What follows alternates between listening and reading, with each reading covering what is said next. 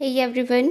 सो हमारा आज का टॉपिक है पायलोरिक स्टेनोसिस और ये टॉपिक हमारा कवर होता है पीडियाट्रिक्स के under.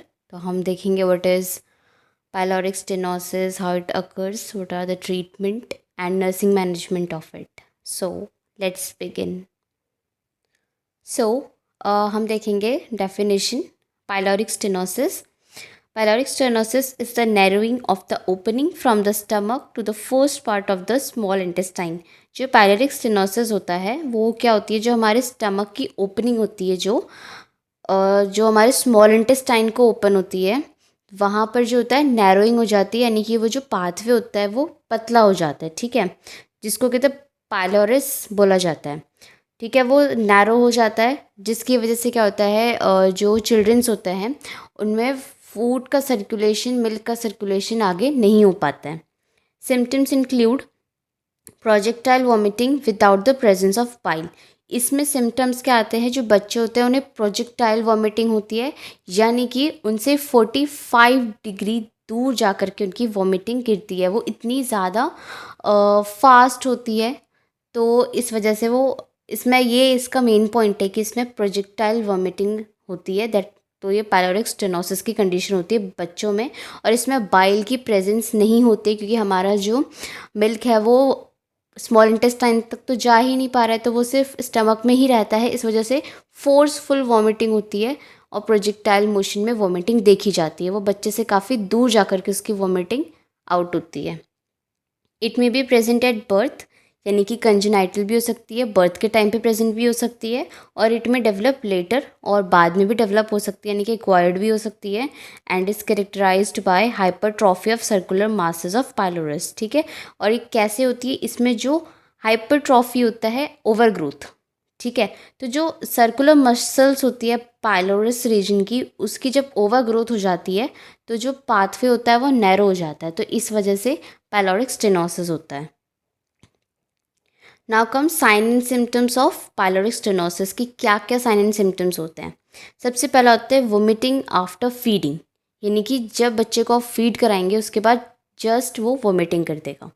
The baby may vomit ejecting breast milk और formula up to several feet away. Projectile vomiting, जो बेबी है वो वॉमिट कर सकता है। जो वॉमिटिंग करेगा वो ऑफकोर्स ब्रेस्ट मिल्क की करेगा। ठीक है, या आप जो भी फूड से प्रोवाइड कर रहे हैं, मिल्क प्रोवाइड कर रहे हैं एक्सटर्नल सोर्सेज से, वो वही वॉमिट करेगा, और वो काफ़ी फीट दूर जा कर के वो वॉमिटिंग आउट होगी, जिसको प्रोजेक्टाइल वॉमिटिंग बोला जाता है। प्रोजेक्टाइल मोशन के बारे में आप जानते हैं, वो 45 डिग्री अवे होता है। ठीक है, सोर्स से, सब्जेक्ट से, तो वही है। Vomiting might B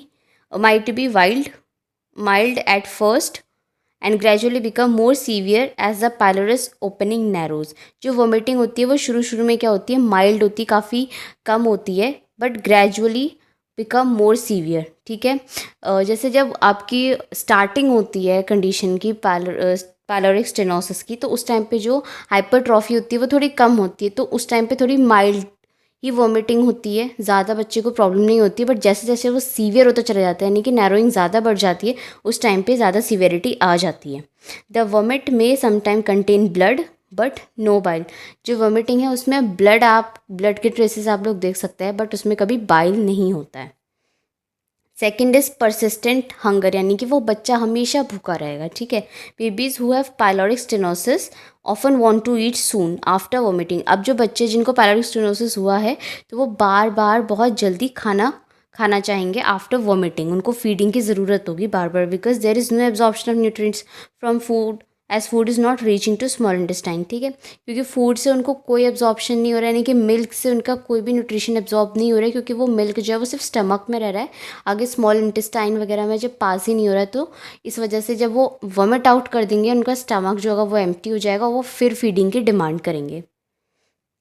then come stomach contraction होंगे। You may notice wave like contraction peristalsis that goes occur your baby's upper abdomen soon after feeding, yani but before vomiting a stomach muscle trying to force food through the narrowed पायलोरिस। इसमें क्या होता है, एक wave like contraction हम feel करते हैं जब हम लोग को काफ़ी भूख लगी होती है, तो वही वो पैरास्टालिसिस मोमेंट होता है, तो बेबी को भी वो चीज़ होगी, ठीक है, बेबी के अपर एब्डोमेन में होगी, ठीक है, जब वो फीडिंग करेगा, ठीक है। और उसके बाद जब पायलोरिस नैरो हो चुका है इसमें, तो जब वॉमिटिंग होगी उससे पहले भी बेबी को काफ़ी ज़्यादा ही पैरास्टालिसिस मोमेंट का पेन होगा।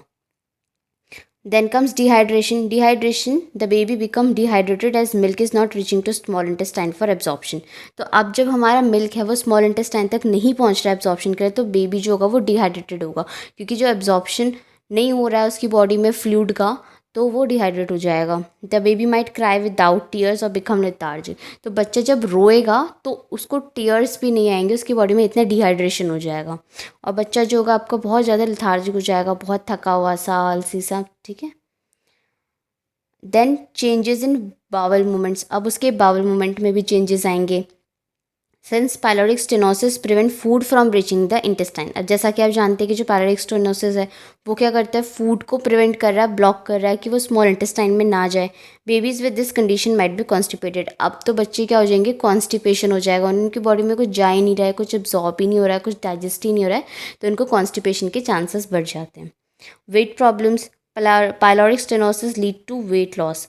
अब पायलोरिक स्टेनोसिस की वजह से क्या होता है, वेट लॉस हो रहा है, as there is no absorption of nutrition taking place. क्योंकि कोई एब्जॉर्प्शन ही नहीं हो रहा है न्यूट्रिएंट्स का, तो बेबी का वेट ऑफ कोर्स कम हो जाएगा। The child become mall nourished, और बच्चा जो होगा वो माल नरिश्ड हो जाएगा।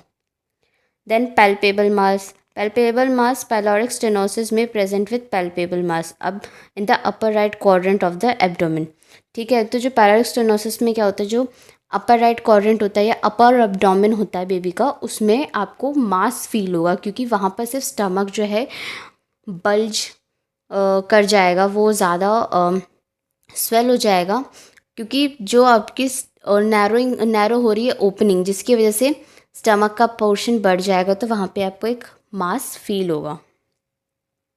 तो अब डायग्नोस्टिक इन्वेस्टिगेशन की हम क्या क्या करेंगे, तो सबसे पहला हिस्ट्री हमें पेशेंट है, मतलब बेबी है, उसके पेरेंट्स से पूछना है कि history of projectile vomiting after each feed, क्या जितनी बार भी आप उसे फीड कर रहे हैं उसे प्रोजेक्टाइल वोमिटिंग हो रही है।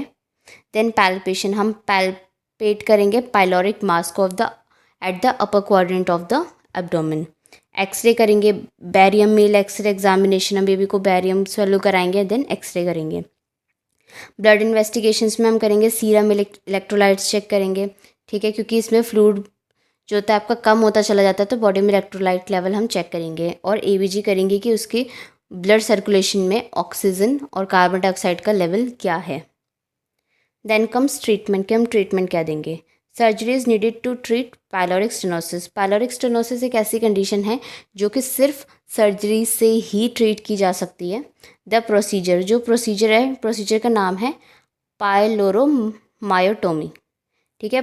पायलोरोमायोटोमी इज़ द कंडीशन, आपका प्रोसीजर है, ठीक है, is often scheduled on the same day as the diagnosis. जिस दिन भी हमारा डायग्नोसिस होता है हम उसी दिन इसको स्केड्यूल कर सकते हैं, यानी कि पायलोरोमायोटोमी हम उसी दिन कर सकते हैं। If your baby is dehydrated, अगर आपका बेबी जो है वो डिहाइड्रेटेड है, मीन्स काफ़ी सीवियर कंडीशन है, और हैज़ एन इलेक्ट्रोलाइट इम्बैलेंस, और इलेक्ट्रोलाइट इम्बैलेंस है, ही और she will have fluid replacement before surgery, तो हम उसे सर्जरी से पहले फ्लूइड रिप्लेसमेंट थेरेपी देंगे, यानी कि उसकी बॉडी में फ्लूइड इंसर्ट करेंगे। इन पायलोरोमायोटोमी में हम क्या करते हैं, the surgeon cuts only through the outside layer of the thicken pylorus muscle. जो पायलोरस मसल है उसकी जो आउटसाइड लेयर होती है, जो थिक हो जाती है, मोटी हो जाती है, सर्जन उसको कट करता है। तो जब उसे कट करता है, allowing the inner lining to bulge out, जो इनर लाइनिंग होती है वो अपने आप बल्ज आउट हो जाती है, बाहर आ जाती है। This opens a channel for food to pass through the small intestine. तो इससे क्या होता है, जो वो ब्लॉकेज है वो कट हो जाती है और एक चैनल क्रिएट हो जाता है, जिससे जो आपका फूड है, मिल्क है, वो स्मॉल इंटेस्टाइन में पास हो जाता है।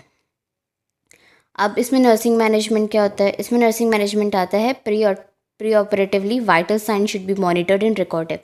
तो हमें ऑपरेशन से पहले बेबी के वाइटल साइंस को मॉनिटर करना है और रिकॉर्ड करना है। Second, dehydration and electrolyte imbalances treated as per doctor order, IV fluid infusion may be needed. ठीक है, हमें सबसे पहले बेबी का डिहाइड्रेशन इलेक्ट्रोलाइट इम्बैलेंस अगर है तो उसे ट्रीट करना है through IV fluid infusion as directed by the doctor. The small feeds are given slowly and the child is burped frequently. तो हमको क्या करना है, बच्चे को थोड़े थोड़े करके मील्स देने हैं, स्मॉल फीड देने, यानी कि थोड़ा थोड़ा करके उसे मिल्क पिलाना है and then the child burp frequently. ठीक है, और बच्चों को थोड़ी थोड़ी देर में, जैसे आप उसे मिल्क फीड करा रहे हैं, उसे फिर बर्प करवानी, यानी कि एक डकार दिलवानी है। ठीक है, कंटिन्यू उसको हमें मिल्क नहीं देना है, थोड़ा थोड़ा करके देना है विद ईच बर्प। ठीक है, फिर the infant should be kept upright position. जो बच्चा है आपको उसे अपराइट पोजीशन में रखना है, यानी कि सीधा रखना है, और for on right side with head and slightly elevated. जो उसका राइट साइड है हेड का एंड स्लाइटली एलिवेटेड, और उसे सीधा रखना है। ठीक है, हमें बच्चे को इसमें ज़्यादा लेटाना नहीं है या उसका सर झुकाना नहीं है, ताकि जो वोमिटिंग है वो थोड़ी कम हो बच्चे को। ठीक है, तो हमें उसका हेड एकदम राइट स्ट्रेट अपराइट रखना है और बच्चे को भी अपराइट पोजीशन में रखना है, उसे लिटाना नहीं है। ठीक है, parents are explained about the disorder. हमें पेरेंट्स को जो प्रॉब्लम है उस बारे में बताना है, उसका treatment procedure and all questions are answer to alleviate anxiety. ठीक है, हमें जो है पेरेंट्स को डिसऑर्डर, उसका ट्रीटमेंट प्रोसीजर और जो भी बाकी उनके मन में जितनी भी सवाल है हमें उन्हें क्लियर आउट करना है, ताकि उनके मन में एंजाइटी कम हो। Sometimes nasogastric tube is in place, so NG tube care suction should be done frequently. कभी कभी हम क्या करते हैं, बच्चे को NG ट्यूबिंग कर देते हैं। ठीक है, हम बच्चे को NG ट्यूब इंसर्ट करते हैं फीडिंग कराने के लिए। तो उस टाइम पे हमें अब क्या करना है, NG ट्यूब की प्रॉपर केयर भी मेंटेन करनी है, सेप्सिस मेंटेन करके रखना है।